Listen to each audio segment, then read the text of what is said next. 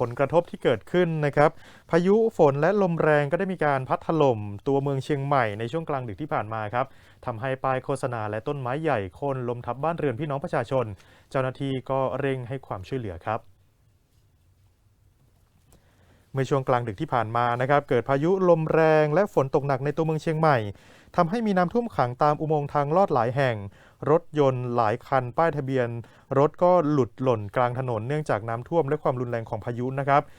ยังมีการพบป้ายโฆษณาถูกแรงลมพัดล้มเสียหายหลายจุดรวมทั้งมีต้นมะกอกความสูงกว่า10 เมตรบริเวณถนนตรัสวงในตัวเมืองเชียงใหม่นะครับได้โค่นล้มทับแคมป์พักคนงานเจ้าหน้าที่เทศบาลนครเชียงใหม่ก็ได้นำทั้งรถบันไดกระเช้าเข้าแก้ไขสถานการณ์ใช้เลื่อยยนต์ตัดแต่งกิ่งไม้และใช้รถเครนขนาด25 ตันช่วยหิ้วกิ่งไม้ขนาดใหญ่เพื่อไม่ให้กระทบกับบ้านเรือนพี่น้องประชาชนที่อยู่ใกล้กับต้นมะกอกครับโดยชาวบ้านก็ได้บอกว่าต้นมะกอกยักษ์ได้ล้มไปทางบ้านพักคนงานซึ่งเป็นโครงเหล็กขนาดใหญ่ทำให้พิงอาคารไว้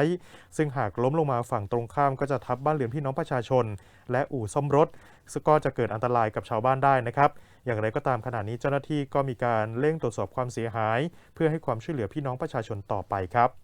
นอกจากนั้นนะคะผู้ชมก็ยังมีน้ำท่วมขังที่หมู่บ้านเชียงใหม่การ์เด้นแลนด์ที่อำเภอสันทรายจังหวัดเชียงใหม่ค่ะดูระดับน้ำเนี่ยนะคะที่ท่วมขังก็สูงอยู่ประมาณสัก20เซนติเมตรค่ะทางเจ้าหน้าที่ชลประทานนำเครื่องสูบน้ำไปติดตั้งแล้วก็เร่งสูบระบายน้ำคาดว่าเที่ยงวันนี้ระดับน้ำที่ท่วมขังก็ลดลงนะคะก็น่าจะลดลงนี่ก็เป็นภาพจากช่วงเมื่อคืนที่ผ่านมา